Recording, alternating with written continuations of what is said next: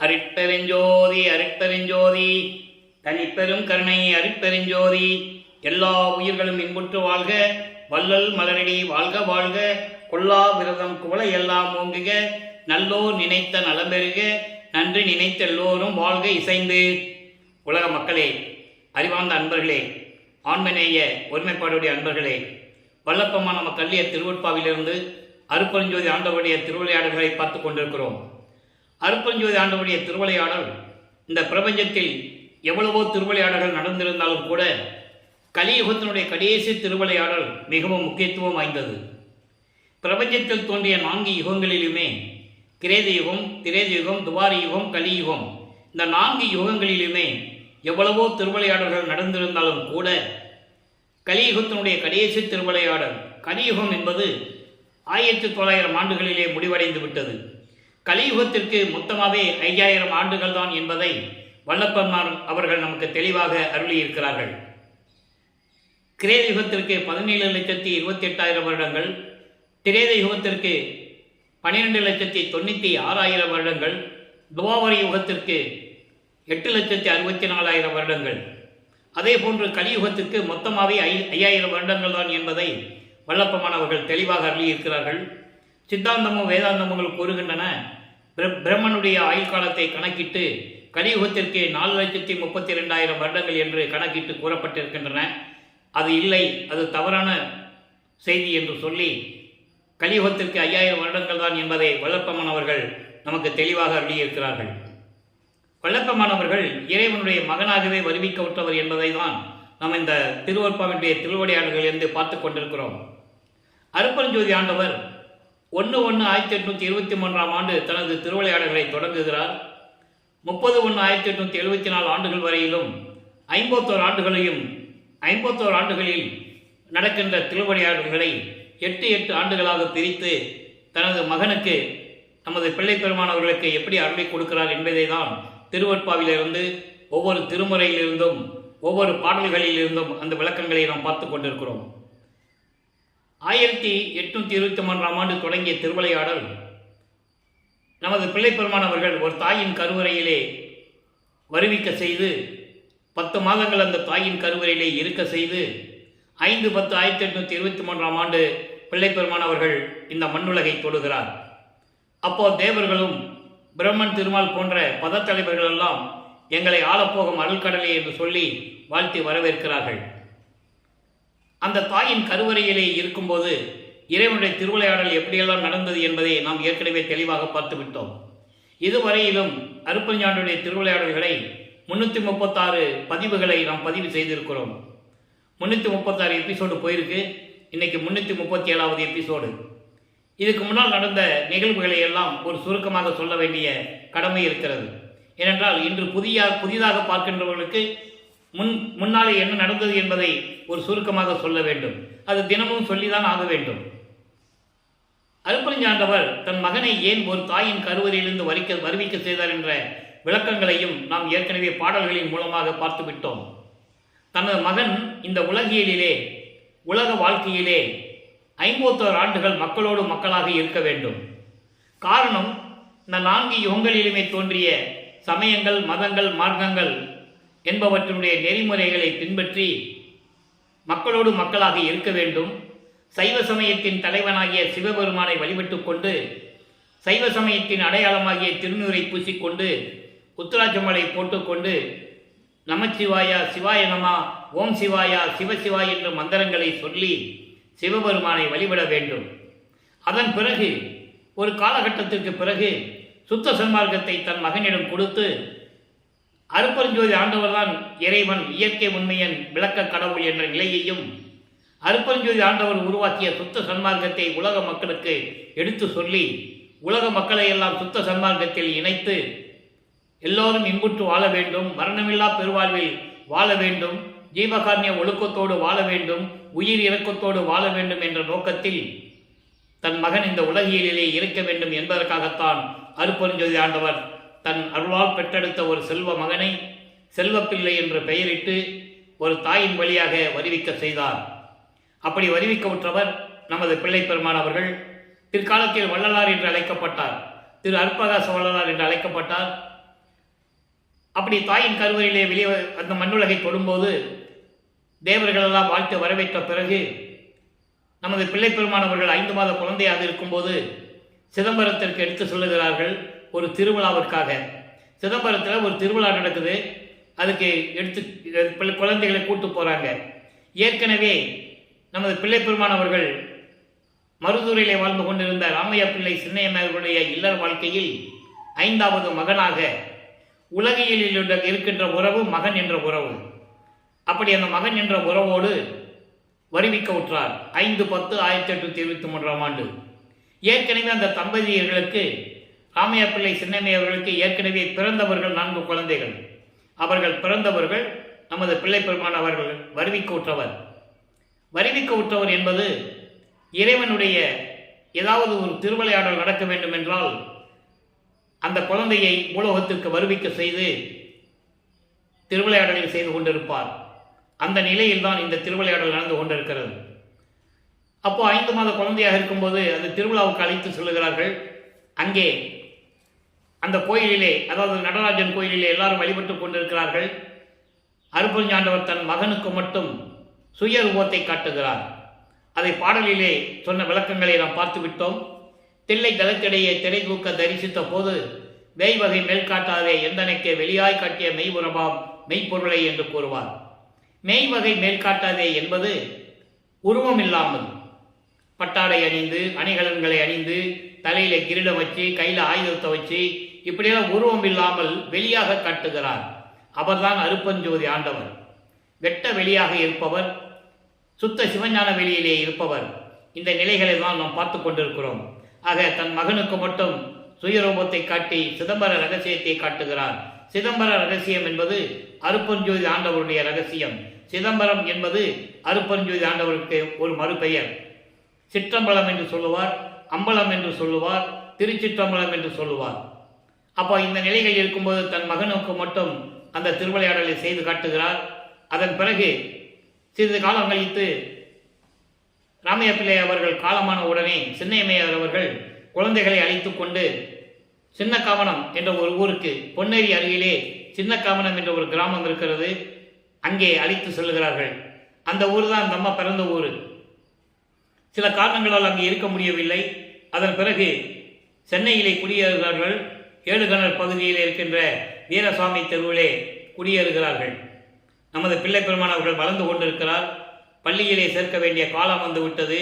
பள்ளியிலும் சேர்க்கிறார்கள். ஆனால் பள்ளியில் அவர் படிக்க முடியவில்லை. அவரால் படிக்க முடியாது. இறைவனுடைய திருவிளையாடல் நடந்து கொண்டிருக்கிறது. அருட்பெருஞ்சோதி ஆண்டவர் தன் மகன் எந்த பள்ளியிலும் எந்த ஆசிரியரிடமும் இந்த உலகியல் படிப்பை படிக்கக்கூடாது. தனது மகன் இந்த உலகியலிலே யாரையும் குருவாக ஏற்றுக்கொள்ளக்கூடாது. இந்த நிலையில் இறைவனுடைய திருவிளையாடல் நடந்து கொண்டிருக்கிறது.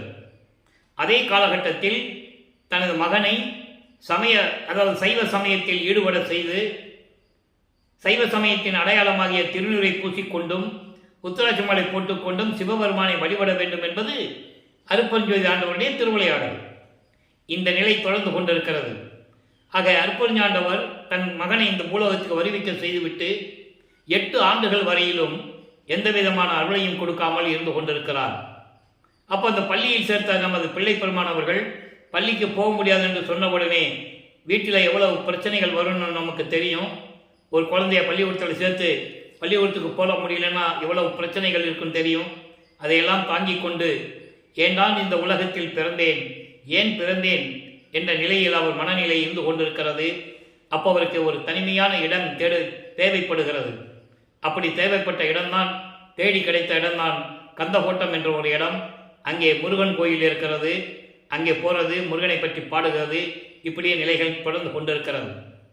2வது எட்டில் அடியெடுத்து வைக்கும்போது, அதாவது 9வது ஆண்டில் அடியெடுத்து வைக்கும்போது அருட்பெருஞ்சோதி ஆண்டவர் தன் மகன் முன் எழுந்தருளி, மகனே, நீ என்னால் வருவிக்க உற்றவன் இந்த பூலோகத்திற்கு.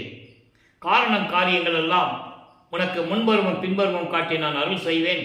தற்போது ஞானத்தை பெற்றுக்கொள் என்று சொல்லி மறைந்து விடுகிறார். இப்போ நமது பிள்ளை பெருமானவர்களுக்கு இறைவனுடைய மகன் வருவிக்க உற்றவன் என்ற நிலை மட்டும் தெரியும். மீது மறைப்பு நிலையும் மறப்பு நிலையும் அவருக்கு தன் மகனுக்கு கொடுத்துவிட்டு மறைந்து விடுகிறார். அப்போ இவர் சைவ குலத்திலிருந்து வருவிக்க உற்றதனாலும் சைவ சமயத்தை பின்பற்றியதனாலும் சைவ சமயத்தின் தலைவனாகிய சிவபெருமானை வழிபட்டு கொண்டு சரியை கிரியை யோகம் என்ற 12 நிலைகளில் இருந்து கொண்டிருக்கிறார். சரியை என்பது உருவ வழிபாடு,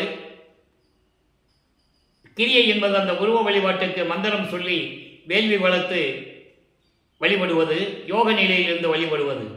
இந்த 12 நிலைகளும் சமயங்களையும் மதங்களையும் மார்க்கங்களையும் சார்ந்தது.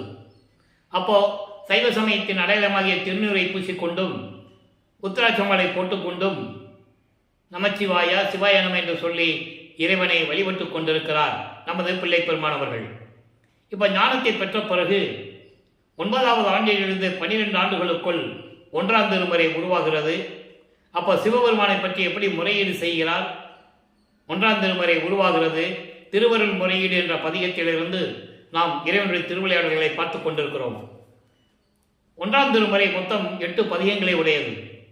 திருவடி புகழ்ச்சி, விண்ணப்ப கலிவெண்பா, நெஞ்சறிவுறுத்தல், சிவநேச வெண்பா, மகாதேவ மாலை, திருவருள் முறையீடு, வடிவுடை மாணிக்க மாலை, இங்கித மாலை, இப்படி 8 பதியங்கள் உண்டு. நாம் திருவருள் முறையீடிலிருந்து இறைவனுடைய திருவிளையாடலை பார்த்து கொண்டிருக்கிறோம். இந்த வள்ளலார் ஊழியன் 5 வருடங்களாக திருவருட்பாவுடைய விளக்கங்களை நாம் ஒளிபதிப்பு செய்து கொண்டிருக்கிறோம். இறைவனுடைய திருவிளையாடல் ஆரம்பித்து 336 பதிவுகள் இதுவரை முடிந்திருக்கிறது. இப்போ இந்த திருவருள் முறையீடிலே எப்படி சிவபெருமானை வழிபட்டார் என்பதை விளக்கமாக பார்த்தோம்.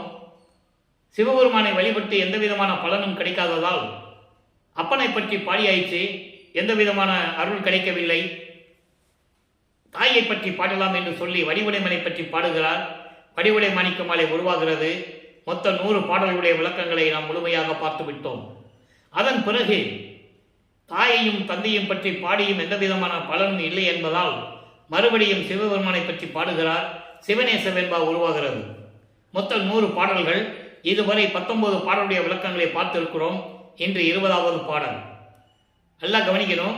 இப்போ வல்லப்பெருமானவர்கள் 9வது ஆண்டிலிருந்து 12 ஆண்டுகளுக்குள் இருந்து கொண்டிருக்கிறார். அதாவது 2வது எட்டில் இருந்து கொண்டிருக்கிறார்.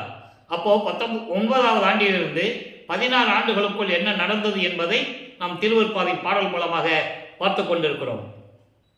இப்போ அவர் சிவபெருமானை வழிபட்டு கொண்டிருக்கிறார். உப்பி இருந்த ஓடோன் என்பது மண்ணால் செய்யப்பட்ட ஒரு தடித்த பானை கீழே விழுந்து உடைஞ்சு போகுது. எதுக்கும் உபயோகப்படாது. அந்த ஓடு எதுக்கு உபயோகப்படாது. அதே போல உப்பி இருந்த ஓடோ ஓதியோ உலாப்பினமோ வெப்பிருந்த காடோ வினை சுமையோ செப்பரியே கண்ணப்பருக்கு கனியனையாய் நின் பணியாது உண்ண பருக்கும் உடம்பு. சிவபெருமானை பற்றி பாடுகிறார், முறையீடு செய்கிறார். என் தந்தையே, இந்த பூலோகத்திற்கு என்னை வருவிக்க செய்துவிட்டு நான் எவ்வளவு துன்பங்களை அனுபவித்துக் கொண்டிருப்பேன் என்று உனக்கு தெரியும். நான் எந்த நிலையில் இருக்கிறேன் தெரியுமா? உப்பி இருந்த ஓடுனா தடித்த மண்பானை கீழே விழுந்து விட்டு உடைந்து போகிறது. அந்த ஓடு எதுக்கு பயன்படும்? எதுக்கும் பயன்படாது. அது மட்டுமல்லாமல் ஓதி என்பது ஒரு மரம். அந்த மரம், ஓதி மரம் எதுக்குமே பயன்படாது. வீட்டு வேலை, கதவு செய்கிறது, ஜன்னல் செய்கிறது, எதுக்குமே பயன்படாது. அந்த ஓதி மரம் போல நான் இருந்து கொண்டிருக்கிறேன். அதோடு மட்டுமில்லை, உலா பிணமோ, உயிரற்ற ஜடம் போன்று, பிணம் போன்று நான் உலாவிக் கொண்டிருக்கிறேன். வெப்பிருந்த காடோன்னா அழிந்து போன காடு, நெருப்பு பிடித்து அழிந்து போன காடு. அந்த காடு போலவும் வினை சுமையோ என்பது ஊழ்வினைகள். சங்கீதம், பிராரத்தம், அகாமியம் போன்ற இந்த ஊழ்வினைகளோ தெரியவில்லை. செப்பறியேன், என்னால் சொல்ல முடியவில்லை. நீ வருவிக்க செய்துவிட்டு உனது மகன் என்று வேற கூறிவிட்டு மறைந்து விட்டாய். நான் எந்த நிலையில் இருந்து கொண்டிருக்கிறேன்? இப்போ உடைந்து போன ஓடு, மண் சட்டி ஓடு போலவும் ஓதி மரம் போலவும் எதுக்கும் பயன்படாமல் பிணமாக நடமாடிக்கொண்டிருக்கிறேன். இது வினையின் சதியா என்று எனக்கு தெரியவில்லை, சொல்ல தெரியவில்லை.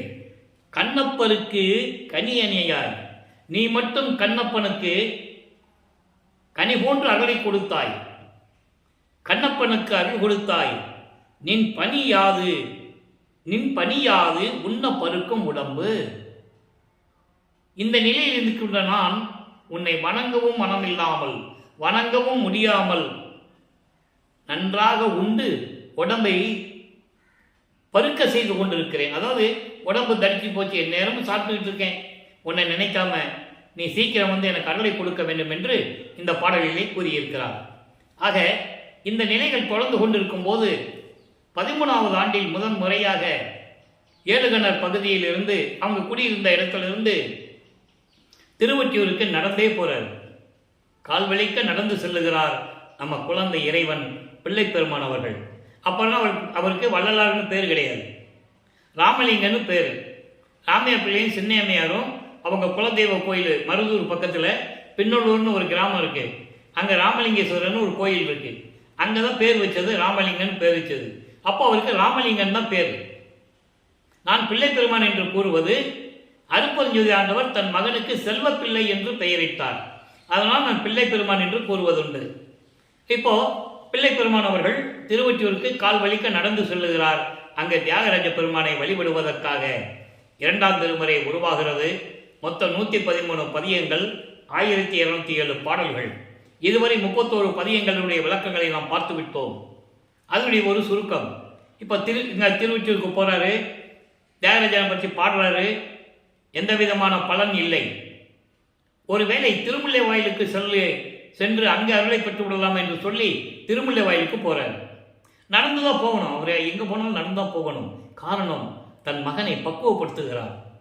சமயங்களில் இருக்க வைத்து தன் மகனை பக்குவப்படுத்தி அதன் பிறகு சுத்த சன்மார்க்கத்தை கொடுத்து இதெல்லாம் பொய் என்று சொல்ல வேண்டும், இதெல்லாம் தேவையில்லை என்று சொல்ல வேண்டும், சுத்த சன்மார்க்கத்துக்கு இது தேவையில்லை என்று சொல்ல வேண்டும். அதுதான் கான்செப்ட். இந்த நிலையில் இறைவனுடைய திருவிளையாடல் நடந்துகிட்டு இருக்கு. அப்போ திருமலை வயலுக்கு போறாரு. அங்கே இருக்கிற இறைவன் பெயர் மாசிலாமணி. மாசிலாமணி உருகி பாடுவார். அந்த பதியங்களுடைய விளக்கங்களை எல்லாம் பார்த்து விட்டோம். நமக்கே அப்படியே மனம் அப்படியே கலங்கும், கண்ணிலிருந்து தண்ணி வரும். அப்படி அருமையான பாடல்கள். என்னை இந்த பூலோகத்துக்கு வருவிக்க செய்துவிட்டு நடுத்தருவிலை விட்டு என்னை அலைய வைக்கிறாய். நான் உன் மகன் அல்லவா? உன்னை பார்த்து ஏதாவது அருளை கேட்டு வாதிக்கலாம் என்று வந்தால் பேசாமல் நிற்கிறாயே, நீ என்ன ஊமையா? ஊமை மாதிரி நிற்கிற அப்படின்லாம் கேட்பார். எந்த விதமான பலனும் இல்லை. அதன் பிறகு திருவிழித்தாயம் என்று ஒரு இடம் இருக்கிறது சென்னையிலே, அங்கே போவார். அங்கேயும் இறைவனை பற்றி பாடுவார். அங்கே இறைவன் கந்த துணியை கட்டிட்டு இருப்பார். உருகி பாடுவார். எந்த விதமான பலனும் இல்லை. எனக்கு ஒரு துணியை கூட நானும் கட்டிட்டு நிற்கிறேன். பெற்ற மகனை தெருவில் விட்டு விட்டானே என்ற இழி சொல்லும் பழி சொல்லும் உன்னை வந்து சூழ்ந்து விடுமே. அதற்காகத்தான் நான் பயப்படுகிறேன். என் தந்தையே, உனக்கு அந்த பழி வரலாமா? அந்த இழி சொல் உன்னை வந்து சேரலாமா? விரைவில் வந்து எனக்கு அருள வேண்டாமா? அப்படியெல்லாம் கேட்பாரு. எந்த விதமான பலனும் இல்லை.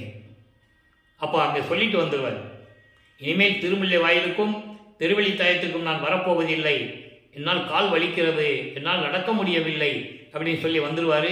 இப்போ நிரந்தரமாக திருவொற்றியூருக்கே சென்று கொண்டிருக்கிறார். அங்கே 32வது பதிகம் உதயமாகிறது. கலிமுறையீடு. கலிமுறையீடுல இன்னைக்கு 10வது பாடம். நல்ல கவனிங்க.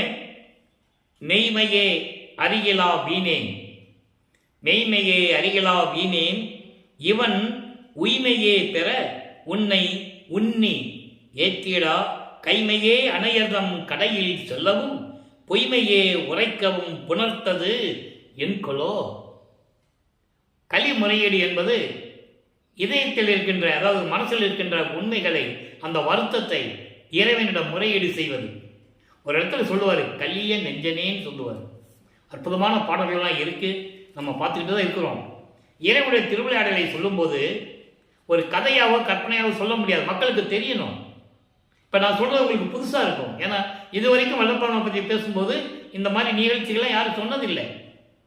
அதனால தான் பாடலின் மூலமாக நான் சொல்லிகிட்டு இருக்கேன்.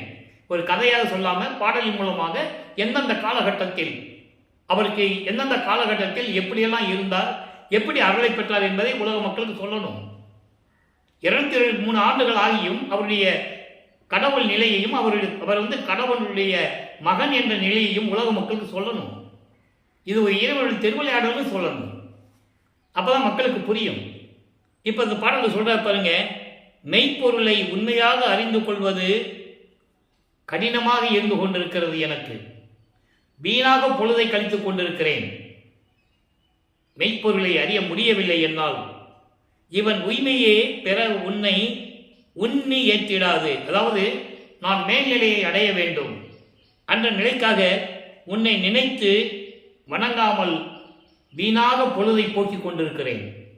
எனக்கு தெரியல, நீ வாட்டுக்கு பூலோகத்துக்கு போன்னு சொல்லிட்ட, வந்துட்டேன். வந்த பிறகு நீ எதுவும் என்கிட்ட பேசுறது இல்லை, அருளையும் கொடுக்கறது இல்லை. நான் எப்படி இது நிலையை விட்டு மேலே போகிறது? மேன்மையான ஒரு நிலையை எப்படி அடைய முடியாமல் நான் தவித்துக் கொண்டிருக்கிறேன். வீணாக பொழுதை கழித்துக் கொண்டிருக்கிறேன். தீயவர்களின் கூட்டத்தில் சேர்ந்து செல்லவும், தீயவர்களோடு சேர்ந்து நட்புறவு கொண்டு அவர்கள் வழியே செல்லவும், பொய்களை பேசவும் இப்படி இருந்து கொண்டிருக்கிறேன். இது யாரால் நடந்தது? என்களோ? இப்படியெல்லாம் என்னை நடத்துறையே எதற்காக? நான் எப்படி இதை விட்டு வெளியே வர்றது? வழி சொல்லணும்ல, வழியும் சொல்ல மாட்டேன்ற, நீயும் வந்து அருளை கொடுக்க மாட்டேன்ற, நான் என்ன பண்ண முடியும்? எப்படி கேட்கிறார் பாருங்க. நீங்க நினைச்சு பாருங்க, இறைவனுடைய மகன் தெரிஞ்சு போச்சு, பூலோகத்துக்கு வருவி கூட்டுறது தெரிஞ்சு போச்சு. ஏன் வருவி விட்டோன்னு தெரியாது, எதுக்காக இந்த பூலோகத்துக்கு வந்தனும் தெரியாது. அதை தான் நம்ம 6ஆம் திருமுறையோட பார்த்துக்கிட்டு இருக்கோம். நான் ஏன் பிறந்தேன்னு கேட்பாரு. அப்போ இந்த நிலையில் இருக்கும்போது அவர் மனநிலை எப்படி இருக்குன்னு நீங்க புரிஞ்சுக்கணும். இந்த நிலையில் இருக்கும்போதே வல்லப்பமன் அவர்கள் 16 ஆண்டுகள் கடந்து விட்டார். இந்த பூலோகத்துக்கு வந்து 16 வருஷம் முடிஞ்சு போச்சு. அவர் ஒவ்வொரு யுகத்திலையும் இருந்தவர். அவரை பற்றி சொல்லும்போது வயசு பற்றியே சொல்லக்கூடாது, வருவிக்க உற்ற ஆண்டிலிருந்து சொல்ல வேண்டும். அதனால்தான் நான் கூடுமான வரை அவரை பற்றி பேசும்போது வயதை நான் குறிப்பிடுவதில்லை, வருவிக்க உற்ற ஆண்டிலிருந்து என்று குறிப்பிடுவது உண்டு. இப்போ வருவிக்க உற்ற 16 ஆண்டுகள் முடிஞ்சு போச்சு. நல்ல வாலிப பருவம். எப்படி இருக்கும் அவர் மனது? இப்போ 3வது எட்டில் அடியெடுத்து வைக்கிறார். 24 16 ஆண்டுகள் வரைக்கும் இதே நிலை போயிட்டு இருக்கு. இன்னும் நிறைய நம்ம விளக்கங்கள் பார்க்க வேண்டியது இருக்கு. இப்போ 3வது எட்டுக்கு போகும்போது 24 17வது ஆண்டிலிருந்து 24 ஆண்டுகளுக்குள் என்ன நடந்தது என்பதை 3ஆம் திருமுறையிலிருந்து நாம் பார்த்து கொண்டிருக்கிறோம். 3ஆம் திருமுறை மொத்தம் 19 பதியங்கள், 235 பாடலுடைய விளக்கங்களை நாம் முழுமையாக பார்த்து விட்டோம். ஏன்னா அது ஒரு சிறிய பதிகம், முழுமையாக பார்த்து விட்டோம். அதனுடைய ஒரு சுருக்கம். இப்போ காட்சிகள் மாறுகிறது, காலங்கள் உருண்டோடுகிறது. இப்போ திருவொற்றியூர்ல என்ன நடக்குது? இப்போ கோயிலுக்கு முன்னாடி போய் நிற்பாரு. இப்போ இறைவன் காட்சி கொடுப்பார், தியாகராஜ பெருமான் காட்சி கொடுப்பார். காட்சி கொடுக்கிறதோடு சரி மறைஞ்சிருவார். இந்த நிலை தொடர்ந்து கொண்டு இருக்கிறது. அப்போ இவருக்கு மனசுல ஒரு ஏக்கம் வருது. நம்ம நேராக போறோம், எந்த விதமான பதிலும் இல்லை. ஒருவேளை நாரையை தூது அனுப்புவோம் அப்படின்னு சொல்லி நாரையை தூது அனுப்புவார். தன்னுடைய மனதில் இருக்கின்ற துன்பங்களையும் துயரங்களையும் நாரையிடம் சொல்லி தூது அனுப்புவார். நாரையே, நான் இறைவனால் வருவிக்க உற்றவன். அந்த பாடல்கள்லாம் எப்படி இருக்குன்னா, தன்னை ஒரு பெண்ணாக உருவகப்படுத்தி, தன்னை தலைவியாகவும் இறைவனை தலைவனாகவும் உருவகப்படுத்தி அந்த பாடலை நமக்கு அருளி இருப்பார்கள். என காதலை சொல்லணும். காதலை சொல்லும்போது ஒரு ஆணும் பெண்ணும் இருக்கணும். அந்த நிலையில் அவர் அந்த பாடலை நமக்கு அருளி இருப்பார்கள். பாடலுடைய மைய கருத்து நாரையிடம் சொல்லுவார். நாரையை, நீ போய் தியாகராஜ பெருமான்கிட்ட போய் நான் போனாலும் அவர் வந்து என்னை பேசுறது இல்லை, என்னை பார்க்கறது இல்லை, காட்சி கொடுத்தும் மறைஞ்சிடுறாரு, எனக்கு என்னன்னே தெரியல, நீ போய் தூது சொல்லு. ஒரு மகனை இந்த பூலோகத்துக்கு வருவிக்க விட்டு பூலோகத்தில் அலைய விட்டு அவன் பல துன்பங்கள்லாம் பட்டுக்கிட்டு இருக்கான், சாப்பிட்றது இல்லை, தூங்குறது இல்லை, எப்போ பார்த்தாலும் ஒன்னையே நினச்சிட்டு இருக்கான். உங்ககிட்ட வந்து சொல்லிட்டு நீ என்ன சொல்ல போற, பதில் சொல்லு, நான் போய் சொல்லணும் அப்படின்னு சொல்லுவோம். போன நாரை திரும்பி வராது. ஏன்னா இறைவனுடைய திருவிளையாடல் நடக்குதா, எப்படி வரும்? நீ இப்போ நான் பார்த்துக்கிறேன்னு சொல்லிடுவார் அவர். அதுக்கப்புறம் கிளிகளை தூது அனுப்புவார். ஒரு நாரை அனுப்புனாதான் பதில் வரல, ஒரு கிளிகளை கூட்டத்தோடு அனுப்புவார். இந்த விளக்கங்கள்லாம் பாடல்களில் இருக்கிறது. அந்த விளக்கத்தை தான் இறைவனுடைய தயவாலையும் கருணையாலையும் அந்த விளக்கங்களை பெற்று உங்ககிட்ட நான் சொல்லிட்டு இருக்கேன். இறைவனுடைய தயவால் பெற்ற விளக்கங்கள். எனக்கு தமிழ் ஏடிசெல்லாம் தெரியாது, தமிழ் இலக்கண இலக்கியமே தெரியாது, இறைவன் கொடுத்த விளக்கம் தான். அப்போ அந்த கிளிகளும் போகும், இதே மாதிரி சொல்லி அனுப்புவார், போகும், திரும்பி வராது. அப்போ இந்த நிலையில் இருக்கும்போது அவருடைய மனநிலை எப்படி இருக்கணும்னு நம்ம புரிஞ்சிக்க முடியுது. இறைவனால் வருவிக்கப்பட்ட நிலை தெரியும், யாருக்கையும் சொல்லவும் முடியாது, வேறு எதிலையும் நாட்டம் இல்லை. அந்த நிலையில் இருக்கும்போது இவர் என்ன பண்ணுவார்னா, ஒரு குறைச்சி பெண்ணோட போய் குறி கேட்க போவார். உலகியல்ல நடக்கிற மாதிரியே நடக்கும். உலகியல்ல ஒரு குடும்பத்தில் கஷ்டம் வருது, அப்போ என்ன பண்ணுவாங்க, குறி கேட்க போவாங்க, ஜோசியம் பார்க்க போவாங்க, இப்படியெல்லாம் நடக்கும். இந்த நிலையில் இருக்கும்போது இவரும் போகிறாரு, அங்கே குறி ஓடாது. அதன் பிறகு ஒரு ஜோசியம் கேட்க போவார். ஜோதிடர் நாடல் என்ற ஒரு பதிகம், அங்கேயும் 10 பாடல் விளக்கங்களை பார்த்துட்டோம், எந்த விதமான பதிலும் இல்லை. இப்போ மறுபடியும் திருவொற்றியூருக்கு போவார், போய் இறைவனை வேண்டுவார். இப்போ காட்சி கொடுத்து அப்படியே நடந்து வருவார். நடந்து வரும்போது இவர் மெய்மறந்த நிலையில் இருப்பார். இறைவன் வருகிறாரே வராரே எப்படியும் அருளை கொடுத்துருவார் சொல்லி மெய்மறந்த நிலையில் இருக்கும்போது பக்கத்தில் வந்து அப்படி தலையை கோதி விடுறது, செல்லமா கன்னத்தை கிள்றது, உடம்பை தடவி விடுறது, முதுகை தடவி விடுறது, இப்படியே நிகழ்ச்சிகள் நடக்கும். இவர் கண்ணை திறந்து பார்ப்பார், என்ன இப்படியே செஞ்சுட்டு இருக்காரு. கண்ணை திறந்து பார்க்கும்போது திரும்பி பார்க்காமல் தியாகராஜ பெருமான் தெருவழியாக ஓடுவார். தெருவழியாக ஏன் ஓடுறாரு அப்படின்னு சொல்லிட்டு இவர் பின்னாலே ஓடுவாரு. அவர் ஓட்டத்தை பிடிக்க முடியாது. இறைவனுடைய ஓட்டத்தை பிடிக்க முடியுமா? அப்போ இவருக்கு எந்த விதமான சக்தியும் இல்லை. பறக்கிற சக்தியோ மற்ற அண்டங்களை விட்டு அண்டங்களை கடக்கிற சக்தி அப்பெல்லாம் கிடையாது, இறைவன் கொடுக்கல. அப்போ இந்த நிலையில் இருக்கும்போது அங்கே இருக்கிறவங்க பார்த்து கேட்பாங்க, என்ன ராமலிங்கம் தெருவழியாக ஓடிக்கிட்டு இருக்கேன்னு கேட்பாங்க. இந்த நிலையில் இருக்கும்போது அவர்கள் கேட்ட கேள்விகளுக்கும் இவர் எப்படி பதில் சொன்னார் என்பதையும் நாம் விளக்கமாக பார்த்து விட்டோம். கேட்பாங்கல்ல, என்ன ராமலிங்கம் தெருவழியாக ஓடுறாங்கன்னு கேட்கும்போது, இறைவன் ஓடுறாரு, நான் பின்னாலே ஓடினேன், ஓட்டத்தை பிடிக்க முடியல அப்படின்னு சொல்லுவார். அவங்க ஏளனமாக பேசுவாங்க. என்ன ராமலிங்கம் சொல்கிற நீ? ஏன்னா அவங்க வந்து எல்லாருமே அறிமுகமாயிட்டாரு. எப்பயுமே திருவொற்றியூர் கோயிலில் தான் இருக்கிறாரு, அதனால் எல்லாருக்கும் அறிமுகமானவர். என்ன ராமலிங்கம் சொல்கிற, இந்த கலியுகத்தில் இதெல்லாம் நடக்கிற காரியமா? அப்போ கலியுகம் நடந்துகிட்டு இருக்கு. 1847ஆம் ஆண்டு இந்த நிகழ்ச்சி நடக்குது அங்கே திருவொற்றியூரில். கலியுகம் 1900 முடியுது. அந்த விளக்கங்களையும் நம்ம பின்னால் பார்க்க போகிறோம். அப்போ இந்த நிலையில் இருக்கும்போது இவர் சொல்லுவார், நீங்கள் என்னென்னமோ சொல்கிறீங்க, இருந்தாலும் இறைவன் மீது கொண்ட காதலை என்னால் மறக்க முடியாது அப்படின்னு சொல்லுவார். இப்படி நிலைகள் தொடர்ந்து கொண்டிருக்கிறது. அதாவது 3வது எட்டு முடிந்து 4வது எட்டில் அடியெடுத்து வைக்கிறார். அப்போ 4வது எட்டுன்னும் போது 32 ஆண்டுகள் வரைக்கும், அதாவது 25 ஆண்டிலிருந்து 32 ஆண்டுகளுக்குள் அந்த 8 ஆண்டுகளில் என்ன நடந்தது, இறைவனுடைய திருவிளையாடல் எப்படி நடந்தது, அதை தான் 4ஆம் திருமுறையிலிருந்து பார்த்து கொண்டிருக்கிறோம். 4ஆம் திருமுறை மொத்தம் 8 பதியங்கள், 197 பாடல்களுடைய விளக்கங்களை பார்த்து விட்டோம். பின்னால் இருக்கின்ற ஒரு 4 பதியங்கள் சைவ புறவர்களை பற்றி பாடியது. நம்ம 8 பதியங்கள் தான் நமக்கு ரொம்ப முக்கியம். அன்பு மாலை, அருட்பிரகாச மாலை, பிரசாத மாலை, ஆனந்த மாலை, சௌந்தரிய மாலை, அபராத மன்னிப்பு மாலை, அதிசய மாலை என்று 8 பதியங்கள் உண்டு. 8 பதியங்களுடைய விளக்கங்களை நாம் முழுமையாக 197 பாடலுடைய விளக்கங்களை பார்த்து விட்டோம். அதனுடைய ஒரு சுருக்கம். இப்போ சிவபெருமான் வர்றாரு, காட்சி கொடுக்குறாரு, தெருவழியாக ஓடுறாரு. இவரை பார்க்கவும் முடியல, பிடிக்கவும் முடியல, பேசவும் முடியல. என்னதான் பண்ணுறது இதை அப்படின்னு சொல்லி மனம் சஞ்சலப்பட்டு இருக்கும்போது அருட்பெருஞ்சோதி ஆண்டவர் தன் மகனுடைய நிலையை கண்டு லட்சுமியையும் சரஸ்வதியையும் அனுப்புகிறார். எனது மகன் சஞ்சலப்படுகிறான், மன வருத்தப்படுகிறான், அவனிடம் போய் அவனை வணங்கி பாடல் உண்டு நண்பர்களே, கதை அல்ல, கற்பனை அல்ல, திருவொற்பாவில் இருக்கின்ற பாடலுடைய விளக்கம்தான் கூறிக்கொண்டிருக்கிறேன். அங்கே இறைவனுடைய திருவிளையாடல் நடக்குது, மக்களுக்கு சொல்லணும்ல. இப்படி சோர்ந்து போய் உட்கார்ந்து இருக்கும்போது அவர் சோர்வை நீக்க வேண்டும் இறைவன். அப்போ லட்சுமியும் சரஸ்வதியும் அனுப்புகிறார். என் மகன் வாடிக்கொண்டிருக்கிறான், ஏக்கத்தில் இருக்கிறான், அவனை போய் சமாதானப்படுத்துங்கள், அவனை போய் முதல்ல நீங்கள் வணங்கி அவன் முன் பாடி ஆடி அவன் மனதனுடைய சஞ்சலத்தை போக்குங்கள் என்று சொல்லி அருட்பெருஞ்சோதி ஆண்டவர் லட்சுமியும் சரஸ்வதியும் அனுப்புகிறார். லட்சுமியும் சரஸ்வதியும் வருகிறார்கள், வள்ளற்பெருமானை வணங்குகிறார்கள், பிள்ளைப்பெருமானை வணங்குகிறார்கள். பாடல் உண்டு. இருநிதிய திருமகளிர் இருவரும் என்னை வணங்கி இசைந்து வந்தனமப்பா என்று இசைவித்து பெருநிதி வாய்த்திட என் முன் பாடி ஆடி பெற்றி அளித்தனை இப்பேதை எந்தனக்கே என்று கூறுவார்.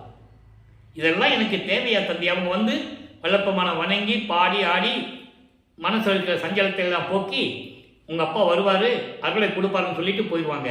அதுக்கு அடுத்த வரியில் சொல்லுவார் அதை, அப்பா இதெல்லாம் எனக்கு தேவையா வேண்டுமா? நீ வந்து அருளை கொடுத்தா போதுமே, நான் அதை தானே நான் வேண்டிக் கொண்டிருக்கிறேன் என்றெல்லாம் சொல்லுவார். இந்த நிலைகளெல்லாம் முடிந்த பிறகு இவருக்கு திருமணம் நடக்க வேண்டும், கல்யாணம் பண்ணணும்னு சொல்கிறாங்க. இவர் முடியாதுன்னு சொல்கிறாரு. தனக்கோடி அம்மையார், அந்த அம்மையார் வந்து அற்புதமான ஒரு கதாபாத்திரம். திருவருட்பாவிலே கதாபாத்திரம் என்று சொல்லுவதை விட இறைவனுடைய திருவிளையாடலிலே மிகவும் முக்கியமான ஒரு இடம். காரணம், தன் மகனை உலகில் இருந்து விடுவிக்க வேண்டும். அதே நேரத்தில் தனக்கோடி அம்மையாருக்கு அந்த அம்மாவுக்கு ஏற்பட்ட கர்ம வினைகளெல்லாம் நீக்கி விமோசனத்தை கொடுக்க வேண்டும். அது இவரால் தான் முடியும். இது ஏற்கனவே நிர்ணயிக்கப்பட்டது. எல்லாம் ஸ்கெட்சு போட்டு தான் பூலோகத்துக்கு வராங்க. அதை நீங்கள் நல்லா புரிஞ்சுக்கணும். அதனால தான் இவர் வருவிக்க விட்ட குடும்பத்தில் அந்த அம்மா வந்து உறவுக்கார பெண்ணாக வந்து பிறக்கிறாங்க. அந்த அம்மா பிறந்தவர் என்றால் அவங்க அந்த ஆயுள் காலம் வரைக்கும் இந்த பூலோகத்தில் இருந்து உடம்பை இந்த மண்ணிலே போட்டுவிட்டு மேலோகம் செல்ல வேண்டும். இதுதான் நியதி. அப்போ அந்த அம்மாவுக்கு அதான் பொண்ணுன்னு சொல்கிறாங்க. இவர் முதல்ல முடியாதுன்னு சொல்கிறாரு. இப்போது நிலைகள் மாறுகிறது. இப்போ சுத்த சன்மார்க்கம் இருக்கிறதுக்கு அவருக்கு தெரியும். அருட்பெருஞ்சாண்டவர் தான் இறைவன் தெரியும். அருட்பெருஞ்சாண்டவர் இவரும் திருவொற்றியூரில் உட்காந்து பேசிக்கிட்டு இருப்பாங்க. அவர் சிவனடியார் வேடத்தில் இருப்பார். வேறு யாருக்கும் தெரியாது இது. அப்போது அந்த சாமியார்கிட்ட போய் தான் இவர் அடிக்கடி பேசுவார்ன்றது இவங்க காதுக்கு வரும். அப்போ இவரை கூப்பிட்டு போவாங்க. வா சாமியார்கிட்ட போய் பேசிட்டு வருவான்ட்டு போவாங்க. அப்போ தான் இங்கே தந்தையினுடைய அனுமதியை பெறுகிறார். சும்மா கல்யாணம் பண்ணிக்கோ ராமலிங்கம், அதெல்லாம் ஒன்றும் இல்லை, பண்ணிக்கோ அப்படின்னு சொல்லிடுவார். உடனே இவர் ஒத்துக்கிறாரு. திருமண ஏற்பாடுகள் நடந்துகிட்டு இருக்கு. அங்கே பிரம்மன், திருமால், ருத்திரன் போன்ற வானவர்கள், தேவர்கள், ரிஷிகள், முனிவர்கள் எல்லாம் வாழ்த்துறதுக்கு உட்கார்ந்துருக்காங்க. பாடல் இருக்கு. ஆனால் இவர் அப்பா அம்மா வரலேன்னு ஏங்குறாரு. அருட்பெருஞ்சாண்டவரும் சிவகாமி வள்ளி வரலன்னு ஏங்குறாரு. மனசு கஷ்டப்படுறாரு. இருந்தாலும் தாலி கட்ட வேண்டிய நேரம் வந்துச்சு. தாலியை கட்டிட்டாரு. அந்த அம்மாவுக்கு மோட்ச வீட்டை காட்டி விமோசனத்தை கொடுத்து பிராரத்தம், அகாமியம், சஞ்சீவம் போன்ற வினைகள் எல்லாம் நீக்கி விமோசனம் கொடுத்துட்றாரு. அதோடு அந்த நிலை முடிந்து விட்டது.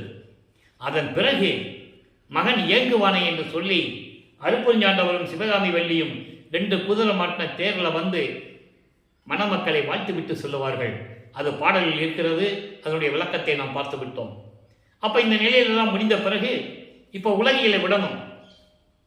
சமயங்களையும் மதங்களையும் மார்க்கங்களையும் சார்ந்த நெறிமுறைகளெல்லாம் கம்ப்ளீட்டாக விடணும். முழுவதுமாக விட வேண்டும். சைவ சமயத்தின் அடையாளமாகிய திருநீரை பூசுவதை நிறுத்த வேண்டும். விட்டுடணும். பாட்டு இருக்கு. அப்பாவே வந்து சொல்லுவார். அருட்பெருஞ்சாண்டவரே மகன்கிட்ட வந்து சொல்லுவார், இனிமேல் இது உனக்கு தேவையில்லை, நீ விட்டுடுன்னு சொல்லிடுவார். அப்போ சுத்த சன்மார்க்கத்திற்கு இது தேவையில்லை என்பது இங்கே உறுதியாகிறது. ஏன்னா இந்த திருநீர் பூசுவது வந்து ஒரு பெரிய சர்ச்சையாக விளங்கி கொண்டிருக்கிறது. வல்லப்பமன் தெளிவாக சொல்றாரு, நீங்கள் சைவ சமயத்தை சேர்ந்தவர்களாக இருந்தாலும் சரி, எந்த மதங்களையும் மார்க்கங்களையும் சேர்ந்திருந்தவங்களும் சரி, நீங்கள் பூசிக்காங்க. அது அதனுடைய நிலைப்பாடு. ஆனால் சுத்த சன்மார்க்கம் என்று வரும்போது அது தேவையில்லை. முக்கிய தடைகள்னு சொல்றாரு. சமயங்களையும் மதங்களையும் மார்க்கங்களையும் தடைகளிலே சொல்றாரு, எதிரிகள்னு சொல்றாரு. அதை புரிஞ்சுக்கணும். அப்போ சுத்த சன்மார்க்கத்துக்கு வந்து அந்த நிலைகள் வேற மாதிரியா இருக்கும். இப்போ அந்த நிலைக்கு தான் இப்போ நம்ம வரப்போகிறோம் பின்னால். இப்போ கல்யாணம் பண்ணியாச்சு, அந்த நிலையை கடந்தாச்சு, அதோடு அவர் கடமை முடிஞ்சிடுச்சு, எல்லாத்தையும் விட்டாச்சு, வெள்ளாடை போட்டாச்சு, முக்காடு போட்டாச்சு. அவர் இருந்த ரூம்லேயே அந்த அறையிலே கதவை சாத்தி உள்ள தாப்பா போட்டு உட்கார்ந்துட்டார். இனிமேல் நான் எங்கேயும் போகிறதில்லை, இறைவன் வரட்டும், அருட்பெருஞ்சாண்டவர் வரட்டும் சொல்லி உள்ளே உட்கார்ந்துட்டார். அதன் பிறகு மகனுடைய நிலையை கண்டு அருட்பெருஞ்சாண்டவர் அதாவது சுத்த சிவஞான வெளியிலிருந்து, விண்ணுலகத்திலிருந்து, வெட்ட வெளியிலிருந்து இந்த பூலோகத்திற்கு கால் வலிக்க நடந்து வந்து அந்த கதவை எப்படி திறந்து அருளை கொடுத்தார் என்பதை அருள் பிரகாச மாலையிலே 100 பாடல்களுடைய விளக்கங்களை நாம் தெளிவாக ஏற்கனவே பார்த்து விட்டோம். எப்படி வருவார்? ஏன் அவர் நேரம் வரலாம்ல, நேரம் வந்து கதவை திறக்கலாம்ல. அப்படி திறந்தா மகனுடைய கோபம் அடங்காது. இவன் சாந்தமடைய மாட்டான். அவ்வளவு 32 ஆண்டுகள் வரைக்கும் 12வது ஆண்டிலிருந்து வருவிக்க உற்ற 12வது ஆண்டிலிருந்து 32 ஆண்டுகள் வரைக்கும் எப்படியெல்லாம் நம்ம மகனை கஷ்டப்படுத்தணும் அப்படின்னு இறைவனுக்கு தெரியும்ல. கஷ்டப்படுத்தணும்னு சொல்றதை விட திருவிளையாடல் நடந்ததுங்க. அப்போ அந்த மனசு வலிச்சிருக்கும்ல அவருக்கு. இறைவனுடைய மகனும் தெரிஞ்சு கூட இப்படியெல்லாம் நம்மளை பண்ணாருன்னு ஒரு வருத்தம் இருக்கும்ல. அதை சமாதானப்படுத்துவதற்காக நான் தெருவு வழியாக நடந்து வந்து கால் வலிக்க நடந்து வந்துன்னு சொல்லி காலை காட்டணும் மகன்கிட்ட. அதான் சொல்றாரு, தெருவிலே கால் வலிக்க நடந்து வந்து எப்படிப்பட்ட திருவடிகள், அந்த திருவடிகள் கால் வலிக்க நடந்து வந்து தெருக்கதவை திறந்து ஒரு காலை உள்ள வைத்து வீட்டுக்குள்ள வச்சு ஒரு காலை தெருவுல வச்சு என்னை அழைத்து அருளை கொடுத்தார் என்று சொல்லுவார். ஏன் வீட்டுக்குள்ள ஒன்று வெளியே ஒரு கால் வச்சாருன்ற விளக்கத்தையும் நம்ம சொல்லியாச்சு. ஏன்னா இவர் திட்டம் போட்டிருப்பாரு, அவர் வரட்டும், கதவை திறந்து உள்ள வந்துட்டாருன்னா நம்ம பூட்டிக்கணும், வெளியே விடக்கூடாது அப்படின்னு ஒரு முடிவு பண்ணியிருப்பாரு. இது இறைவனுக்கு தெரியல. ஏன்னா இன்னும் 19 வருஷம் பாக்கி இருக்கு. 32 ஆண்டுகள் தான் முடிஞ்சிருக்கு. நீ 19 வருஷம் பாக்கி இருக்குல்ல. அவருக்கு தெரியும் உள்ள போனால் இவன் பூட்டிக்குவான்னு தெரியும். அதனால வெளியே ஒரு காலை வச்சு உள்ள ஒரு காலை வச்சு கொடுக்குறாரு. நல்லா புரிஞ்சுக்கணும் நீங்க. அப்ப இந்த நிலையில் இருக்கும்போது எல்லாரையும் பெற்றுக்கொண்டார். ஏமசித்தி, தத்துவங்களை நிகரம் செய்தல், சரியை கிரிய யோகம் என்ற 12 நிலைகளை கடத்தல், பிண்ட தூசிகளை அகற்றுதல், வெளிகளை கடப்பது, எல்லாரையும் வாங்கி கொண்டார். இனிமே சுத்த சன்மார்க்கத்தை வாங்கணும், சாகா கல்வியை கற்றுக்கணும். இது 2 செய்யணும்னா இவர் சுத்த சிவஞான வழிக்கு தான் போகணும். அப்போ 33வது ஆண்டில் முதல் முறையாக எப்படி 13வது ஆண்டில் முதல் முறையாக திருவொற்றியூர் சென்றாரோ அதே போல 33வது ஆண்டில் முதல் முறையாக அண்டங்களை கடந்து தத்துவங்களை கடந்து வெளிகளை கடந்து பறந்து சென்று கொண்டிருக்கிறார். அது பாடலிலே இருக்கின்ற விளக்கங்களை நம்ம பார்த்து விட்டோம். அங்கே போனால் அங்கே சத்தியஞான சபை இருக்கிறது, விழாக்கோலம் பூண்டுள்ளது, ஜெகஜோதியாக இருக்கான். சத்தியஞான சபை பாட்டை சொல்றாரு. அங்கே போனால் தேவர்கள் நிற்கிறாங்க. சத்தியஞானத்துக்கு வெளியே உள்ளே போக முடியாது அவங்க. ஏன்னா கொலையும் புலையும் தவிர்த்தவர்கள் தான் சத்தியஞான சபைக்குள்ள போக முடியும். அவங்க வெளியே தான் நிற்கணும். அதுக்கான காரணங்கள்லாம் சொன்னார். அந்த பாடல்கள்லாம் நம்ம சொல்லிட்டோம். போருக்குரியவர்கள், போர் செய்து உயிர்களை கொலை உண்டவர்கள் என்று சொல்லுவார். பிரம்மனெல்லாம் வருணமாக கொலை பாதகன் என்று சொல்லுவார். விதவிதமாக கொலை செஞ்சான்னு சொல்லுவார். திருமலையை அப்படிதான் சொல்லுவார். நெடியமால் முதல் கடவுள சமத்துவம் 1000 பிள்ளைகளின் பொறுத்துன்னு சொல்லுவார். எங்கே? மகாதேவ மாலையிலே.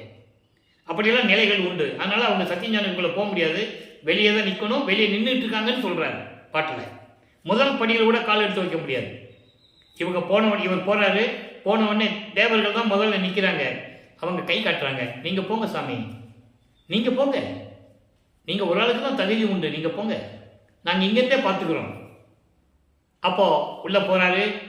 மகனை தந்தை வரவேற்கிறார். மகனை புத்தாடை புனித நீராடி புத்தாடைகளை அணிந்து அணிகலன்களை அணிந்து மங்கள கோலத்துடன் வருவாயாக, 2.5 நாளிகை இருக்கிறது, மணிமணி சூட்ட வேண்டும், உனக்கு பொற்காப்பு அணிய வேண்டும், சுத்த சன்மார்க்கத்தை கொடுக்க வேண்டும், விரைவில் வருக என்று கூறுகிறார். தந்தையின் கட்டளை ஏற்று மங்கள கோலத்துடன் வந்து அங்கே இருக்கையிலே அமர்கிறார். மணிமுடி சூட்டுகிறார்கள். கையிலே பொற்காப்பு அணிகிறார். பொற்காப்பு என்பது இளவரசர் பட்டம். அறுபஞ்சாண்டுக்கு அப்புறம் இந்த மகன்தான் இந்த பிரபஞ்சத்தை இயக்கி கொண்டிருக்கிறார். பிரம்மன், திருமால், ருத்திரன், சதாசிவனுடைய ஆயுள் காலம், ஆட்சி காலம்லாம் முடிஞ்சிருச்சு. அவர்கள் பதவிகள் பறிக்கப்பட்டு அறுபஞ்சாண்டர் கையில் இருக்கு, மகன்கிட்ட கொடுக்கணும். அப்போ அது கொடுக்கறதுக்குன்னா சுத்த சன்மார்க்கத்தை முதல்ல கொடுக்கணும். அதை உலக மக்கள்கிட்ட சொல்லணும். அப்போ எல்லாரும் வெளியே வந்து பார்க்குறாங்க. சுத்த சன்மார்க்கத்தை, மகனை சுத்த சன்மார்க்கத்தை பெற்றுக்கொள் என்று சொல்லி சுத்த சன்மார்க்கத்தை தார வைத்து கொடுக்கிறார் தன் மகனிடம். மகன் பெற்றுக்கொள்ளுகிறார். அதனால பாடலிலே சொல்லுவார், சுத்த சன்மார்க்கத்தை பெற்றேன், இரவாமை உற்றேன் கான் தோழி என்று அனுபவம் மாலையிலே கூறியதை 100 பாடல்களுடைய விளக்கங்களை நாம் ஏற்கனவே பார்த்து விட்டோம். அற்புதமாக இருக்கும் அவருடைய அனுபவங்களை, எப்படியெல்லாம் அருளை பெற்றுக்கொண்டார் என்ற அனுபவங்களை எல்லாம் கூறியதை நாம் தெளிவாக பார்த்து விட்டோம். அதன் பிறகு பெற்றுக்கொண்டு தந்தை சாகா கல்வியை கற்றுக் கொடுக்கிறார். சாகா கல்வியை கற்றுக்கொள்ளுகிறார். அதனுடைய பாடலுடைய விளக்கங்களை எல்லாம் பார்த்தோம். மெய்யருள் வியப்பிலை உண்டு. நாகாதிபனும் அயனும் ஆளும் நறுமுறும் எனவே. நாகாதிபனா இந்திரன், அயன் மாலுன்னா பிரம்மனும் திருமாலும் போன்ற தேவர்கள் எல்லாருமே முகத்தில் அப்படியே கோபத்தை வச்சுட்டு இருக்காங்க. நமக்கு கிடைக்காத சாகா கல்வி இவருக்கு கிடைச்சிருச்சேன்னு.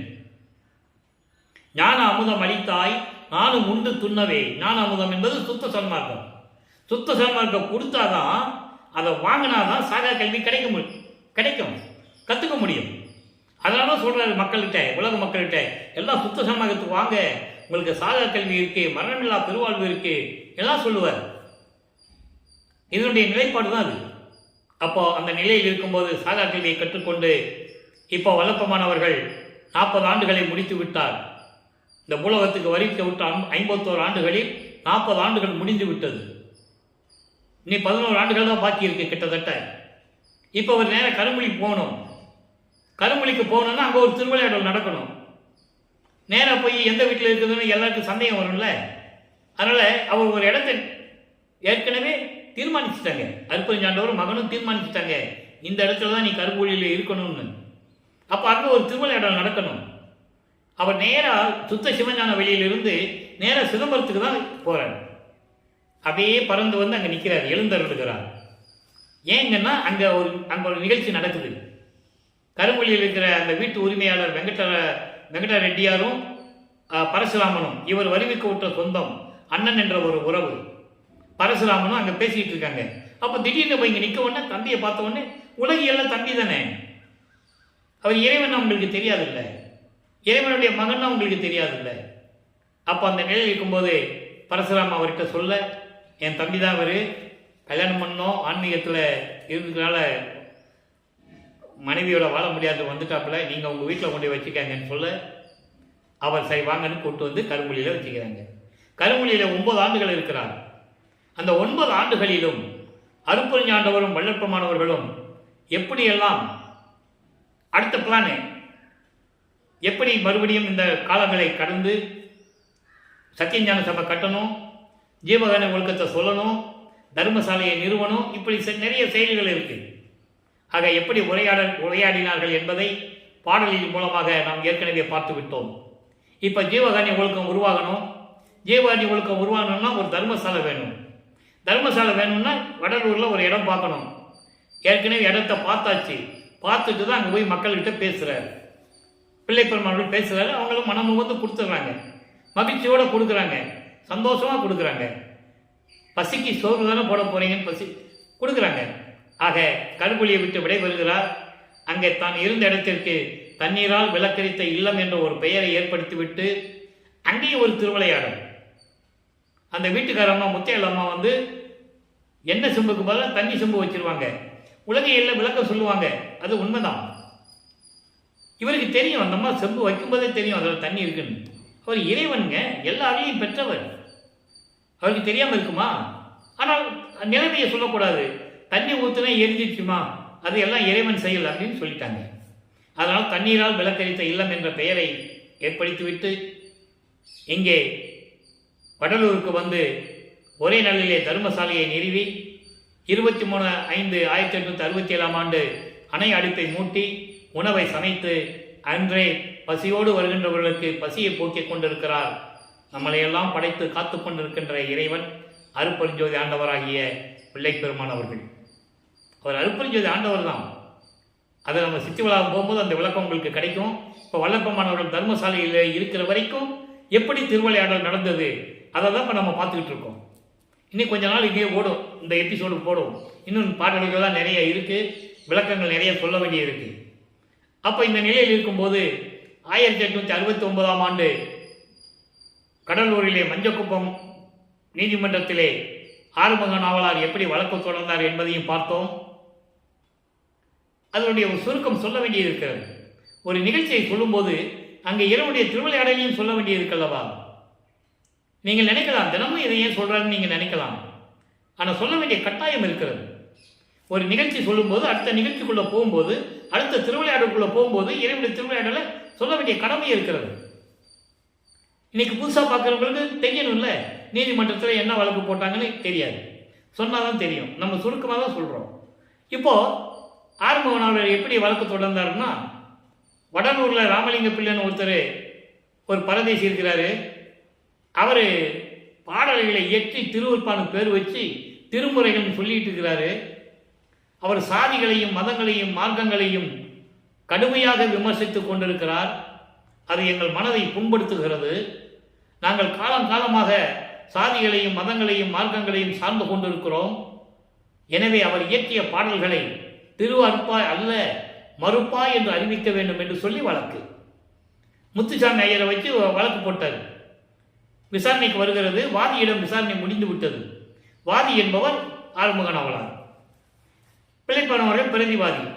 பிரதிவாதி எங்கன்னு ஜட்ஜு கேட்கிறார். ஜட்ஜு பிரிட்டிஷ்காரர். எங்க பிரதிவாதி எங்க, ராமலிங்கம் எங்கன்னு கேட்கிறார். எல்லாம் தேடி தேடி பார்க்குறாங்க, ஆள் இல்லை. உடனே நீதிமன்ற ஊழியர் கூப்பிடுவாங்க. இப்போவும் அந்த பழக்கம் கோர்ட்டில் இருக்குது. 3 தடவை பேர் வச்சு கூப்பிடுவாங்க. ராமலிங்க பிள்ளை ராமலிங்க பிள்ளை ராமலிங்க பிள்ளைன்னு கூப்பிடுறாங்க. திடீரென்று எழுந்தருளுகிறார். திடீர்னு நிற்கிறாரு. அப்போ கூட அவங்களுக்கு தோணலை, என்னடா இது வரைக்கும் ஆள் இல்லையே, திடீர்னு வந்து நிற்கிறாரு. யாருக்கு தெரியும் இவர் இறைவன்? யாருக்கு தெரியும்? யாருக்கும் தெரியாது. திடீரென்று எழுந்தருளனே நீதிபதியை பார்க்கிறார். நீதிபதி எந்திரிச்சு நிற்கிறார். அங்கே காட்சிகள் நடந்து விட்டது. நல்லா புரிஞ்சுக்கணும் நீங்க. இவர் பிரதிவாதியை பார்த்து நீதிபதி எந்திரிச்சு நிற்க வேண்டிய அவசியம் இல்லை. அப்ப இவர் காட்சி கொடுத்திருக்கிறார்.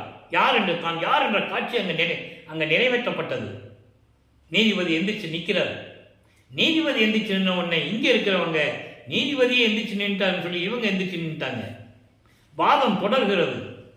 எந்திரிச்சு நின்றனால வழக்கு தள்ளுபடியாகவில்லை. அதை நீங்க நல்லா மனசுல வச்சுக்கணும். ஏன்னா மக்கள்கிட்ட இப்படிதான் சொன்னாங்க. இவர் போனாரு, எந்திரிச்சு நின்னாங்க, வழக்கு தள்ளுபடி ஆயிடுச்சு அப்படின்லாம் சொல்லிட்டு இருக்காங்க. அப்போ எந்திரிச்சு நின்றது உண்மைதான். ஆனா அதனால வழக்கு தள்ளுபடி ஆகலை. விசாரணை நடக்கிறது. நீதிபதி கேட்கிறார், நீங்கள் எந்த கல்லூரியிலும் தமிழ் இலக்கணம் இலக்கியம் படிக்கவில்லையாமே, பிறகு எப்படி இந்த பாடல்களை எழுதினீர்கள் கேட்கும் போது அவர் கூறுகிறார், பிள்ளைப்பெருமான் அவர்கள், எல்லாமே இறைவனுடைய செயல். அருப்பெருஞ்சோதி ஆண்டவருடைய செயலால் அவர் பாடல்களை நான் இயற்றினேன். நான் உரைக்கும் வார்த்தையெல்லாம் நாயகன் தன் வார்த்தை, என் வார்த்தை ஒன்று கூட இல்லை என்று கூறுவார். அதனால்தான் அவர் புரிந்து கொண்டு திருவொற்பாவை மறுப்பாய் என்று அறிவிக்க முடியாது, இதுதான் மக்களுக்கு ஏற்றது வருங்காலங்களில் என்று சொல்லி தீர்ப்பளிக்கிறார். அந்த மகத்தான தீர்ப்பை பெற்றுக்கொண்டு தர்மசாலையிலே அமர்கிறார்கள் பிள்ளைப்பெருமானவர்கள். அதன் பிறகு உத்தரஞான சிதம்பரமாலை எப்படி உருவானது, அதனுடைய விளக்கங்கள் என்ன என்பதை முழுமையாக பார்த்துவிட்டோம். தந்தை அருப்பஞ்சாண்டவர் மகனிடம் எப்படி கூறுகிறார். இங்க பலதரப்பட்ட மக்கள் வருவாங்க. ஒத்தாரையும் இழிந்தாரையும் நேர்கண்டு உபக்க ஒத்தாரை வாழ்வித்தது உத்தரஞான சிதம்பரமே தெளிவாக சொல்லுவார். அதனுடைய விளக்கங்கள் நான் ஏற்கனவே விளக்கமாக கூறிவிட்டேன். அந்த நிலைகள் இருக்கும்போது சமாதி வற்புறுத்தலை பற்றி எப்படி கூறுகிறார். ஒருத்தர் இறந்து விட்டால் ஏன் சமாதியாக்க வேண்டும், எரிக்கக்கூடாது என்று சொல்லுவார். காரணம், செத்தவர்களையும் இறந்தவர்களையும் மீண்டும் எழுப்ப வேண்டும் என்பதற்காக. செத்தவர்களையும் இறந்தவர்களையும் மீண்டும் எழுப்புவது அந்த பிணங்களை எழுப்புவதல்ல. செத்தவர்கள் என்பது சுத்த சன்மார்க்கத்துடைய நெறிகளை தெரியாமல் இறந்தவர்கள். இறந்தவர்கள் என்பது சுத்த சன்மார்க்கத்தை தெரிந்தும் அதை பின்பற்றாதவர்கள். அதுதான் அகால மரணம் என்று சொல்லுவார். இவர்களையெல்லாம் திருப்பி கொண்டு வந்து பூலோகத்துக்கு கொண்டு வந்து சுத்த சன்மார்க்கத்தை கொடுத்து மறுபடியும் அவங்களுக்கு மரணமில்லா பெருவாழ்வை தர வேண்டும். அதுதான் செத்தவர்களை எழுப்புவது, இறந்தவர்களை எழுப்புவது என்பது இறைவன் கொடுத்த விளக்கம். அதைதான் இந்த வல்லாள ஊழியன் உங்களிடம் கூறிக்கொண்டிருக்கிறேன். அப்போ இந்த நிலையில் இருக்கும்போது அதெல்லாம் அந்த பாடலுடைய விளக்கங்களை எல்லாம் பார்த்தோம். நடராஜபதி மாலை, சர்க்குரிமணி மாலை எப்படி உருவாச்சு என்ற நிலையையும் பார்த்தோம். நடராஜன் வேறு, நடராஜ பதி வேறு. அந்த விளக்கங்களை நாம் ஏற்கனவே விளக்கமாக பார்த்து விட்டோம். நடராஜன் என்பது சைவ சமயத்தின் தலைவன். நடராஜனை கும்பிட்டா எப்படி வேணா கும்பிட்டுக்கலாம், விதிமுறைகளே கிடையாது. திருநீர் பூசிக்கலாம், சந்தனம் பூச்சிக்கலாம், எப்படி வேணா இருக்கலாம், எதை வேணா சாப்பிடலாம், எப்படி வேணா இருக்கலாம். ஆனால் சுத்த சன்மார்க்கத்திற்கு அது இல்லை. அதுக்கென்று நெறிமுறைகள் உண்டு. கொலையும் புலையும் தவிர்க்க வேண்டும். இறைவன் ஒருவனே என்ற நிலையில் இருக்க வேண்டும். உருவ வழிபாடு இருக்கக்கூடாது. சமயங்களில் கூறப்பட்ட அந்த சங்கற்ப விகற்பங்கள் இருக்கக்கூடாது. அர்ச்சனை, ஆராதனை, அபிஷேகம் அதெல்லாம் கிடையாது. இடத்தரகர்களே கிடையாது. நேரடியாக இறைவனை பார்ப்பது. தெய்வத்து முன்னால் உட்கார்ந்துவிட்டு அருப்பெருஞ்சோதி அருப்பெருஞ்சோதி தனிப்பெருங்கருணை அருப்பெருஞ்சோதி மகாமந்திரத்தை நமக்கு அருளி இருக்கிறார் இறைவன். அது சொன்னா போதும். நேரடியாக இறைவனிடம் பேசலாம். இறைவனுடைய அருளை நேரடியாக பெற்றுக்கொள்ளலாம். ஆக இந்த நிலையில் இருக்கும்போது இப்படியெல்லாம் நடராஜனை பற்றியும் நடராஜபதி பற்றியும் கூறினார்கள். அந்த வேறுபாடுகளை உலக மக்களுக்கு சொல்ல வேண்டும் என்பதற்காகவே அந்த பாடலை எல்லாம் நமக்கு அருளினார்கள். அந்த விளக்கத்தை எல்லாம் பார்த்து விட்டோம். இப்போ லைவா என்ன பாடலை பார்க்க போகிறோம். ஆறாம் திருமுறையிலே பதிகம் 7 இன்னைக்கு கடைசி பாடல். பிறப்பு அவன் பொறாது பேதுருதல் 10வது பாடல். இன்னைக்கு சிவநேசம் என்பால நம்ம எப்படி பார்த்தோம் பாடலை, அங்கே சிவபெருமான் சொல்லுவார். நல்ல இந்த வேறுபாடு, இந்த டிஃபரன்ஸை நீங்களே பார்த்துக்கலாம். சமயங்களையும் மதங்களையும் மார்க்கங்கள் இருக்கும்போது என்ன சொன்னார், அதெல்லாம் தேவையில்லை என்று சொன்ன பிறகு, சுத்த சன்மார்க்கத்தை பெற்ற பிறகு, அருப்பெருஞ்சோதி ஆண்டவர் என்று சொன்ன பிறகு நிலை என்ன, சுத்த சன்மார்க்கத்தின் நிலை என்ன என்பதை உலக மக்களுக்கு தெரியப்படுத்த வேண்டும். இப்போ பிறப்பு அவன் பொறாது பேதுரல் என்பது, நான் சமயங்களிலும் மதங்களிலும் மார்க்கங்களில் இருக்கும்போது என்னை பிறக்க வைத்தாயே, நான் ஏன் பிறந்தேன் என்று எனக்கும் தெரியாது, நீ எனக்கும் சொல்லவும் இல்லை, நீ உன் மனசில் என்னதான் நினைச்சிட்டு இருக்கன்னு எனக்கும் தெரியல. அப்போ நான் அங்கே இருக்கும்போது எப்படி இருந்தேன்றது உலக மக்களுக்கு சொல்றது, சொல்லிதான் ஆகணும். ஏன்னா அந்த நிலையை கடந்து வந்தவர். அந்த விவாதத்தை முடிக்க வேண்டும். எப்படி வல்லப்பமான திருநீர் பூசினாரு, அவர் சிவபெருமான் கோயிலை கும்பிட்டாரு, எல்லா கோயிலுக்கும் போனாரு, இன்னும் பேசிட்டு இருக்காங்க. அதுக்கு ஒரு முற்றுப்புள்ளி வைக்கணும் இல்லையா? அந்த முற்றுப்புள்ளி வைக்கிறது தான் இப்போ நம்ம பார்த்துக்கிட்டு இருக்கோம். அதை நீங்கள் நல்லா புரிஞ்சுக்கணும். அவரும் சொல்றாரு, நான் இப்படியெல்லாம் இருந்தேன் சொல்றாரு. அதுக்கப்புறம் தான் எனக்கு இறைவன் காட்சி கொடுத்து அது சுத்த சன்மார்க்கத்தை கொடுத்து அதெல்லாம் தேவையில்லைன்னு சொன்னாரு. அதனால தான் எனக்கு இந்த லாபம்லாம் கிடைச்சது. அங்கே இருக்கும்போது அற்ப அறிவாக இருந்தேன்னு சொல்லுவாரு பேருபதேசத்தில். அதை நம்ம பின்னால் பார்க்க போகிறோம். இப்போ பாருங்க, காட்டுகின்ற உவர் கடல் போல் கலைகளிலும் செல்வ கழிப்பினிலும் சிறந்து மிக கழித்து நிறைகின்றேன்.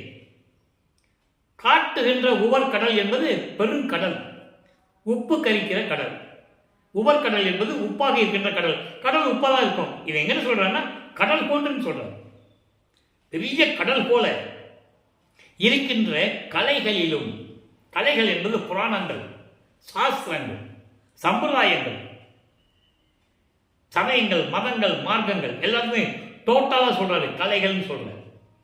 இப்படிப்பட்ட நிலைகளிலும் செல்வ கழிப்பினிலும் ஆணவத்தினாலும் செருக்கினாலும் இப்படியெல்லாம் இருந்து கொண்டு சிரிந்து மிக கழித்து நிறைகின்றேன். இதுக்கு தான் நம்ம வந்திருக்கோம். இந்த பூலோகத்தில் நான் நினைச்சுக்கிட்டு இருக்கேன். நீட்டுகின்ற ஆபத்தில் ஒரு சிறிதும் உதவேன்.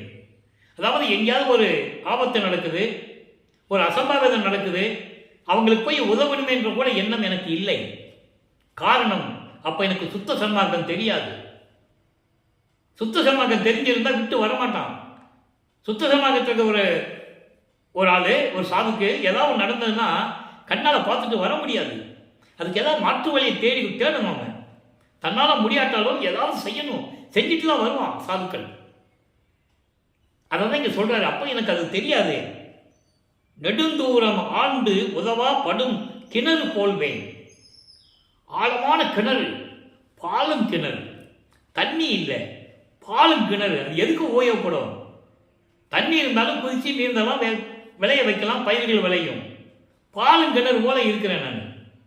அப்படின்னு என்ன அர்த்தம்? எதுக்கும் உபயோகப்படாம வீணா பொழுதை போக்கிக்கிட்டு சமயங்களிலும் மதங்களிலும் மார்களிலும் இருந்துக்கிட்டு இப்படியெல்லாம் நான் இருந்து காலத்தை கழிச்சேன்.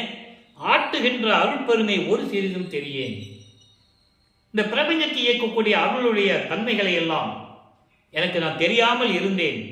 அச்சமில்லேன், நாணமில்லேன், அடக்கம் ஒன்று இல்லை, வெக்கம், மான, சூடு, சோரணை ஒன்றும் கிடையாது. எனக்கு தெளிவாக சொல்லிட்டார்.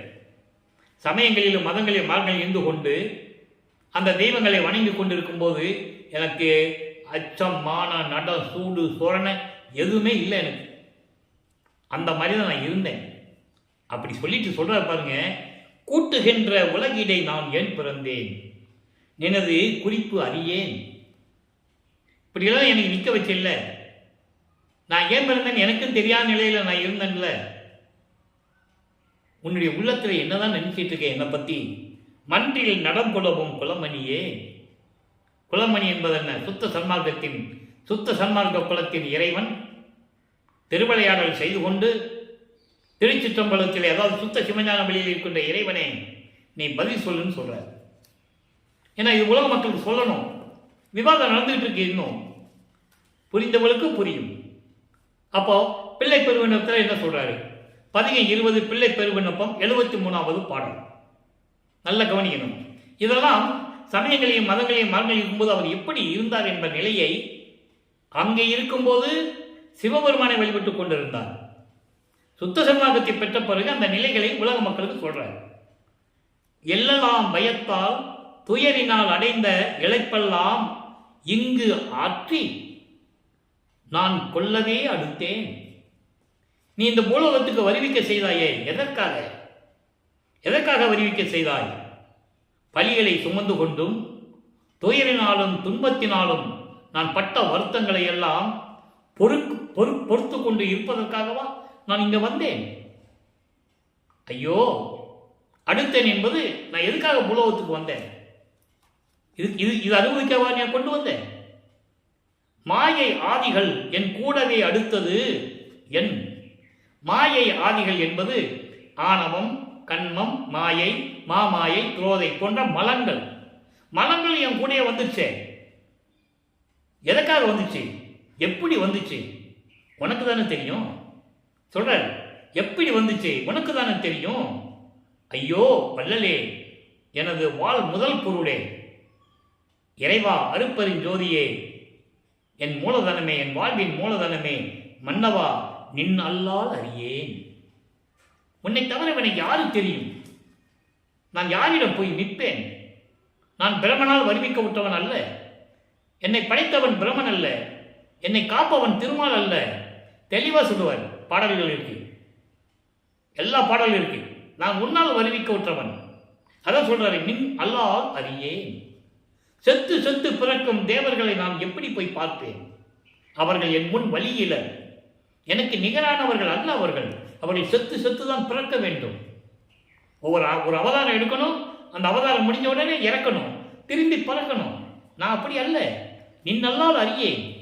உன்னை தவிர எனக்கு யாருக்கு தெரியாது. உள்ளல் வேறில்லை. நான் வேற யாரையும் நினைப்பதும் இல்லை. என் மனதால் கூட நினைப்பதில்லை. அதான் சொல்லுவாரே, மறந்தும் என்ற நாமால் உரைக்க மாட்டேன் சிறு தெய்வ நாமங்களே. தெளிவா சொல்லுவார்.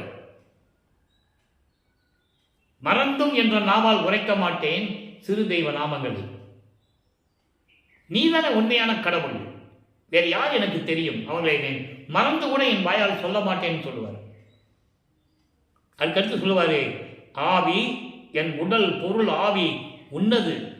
எல்லாமே உன்னது தானே, என்னது கிடையாது. என்னது அன்று எந்தாய் தாய் உள்ளம் கொண்ட இறைவனே, அருப்பெருஞ்சோதியே, என் உடல் பொருள் ஆவி எல்லாமே உன்னது தானே, என்னது கிடையாது என்று கூறுகிறார். அடுத்து பாருங்க, ஜோதியில் ஜோதிய ஒரு பாடல், 7வது பாடல். நல்ல கவனிங்க. இறைவன் எங்கே இருக்கிறான்? எப்படி இருக்கிறான்?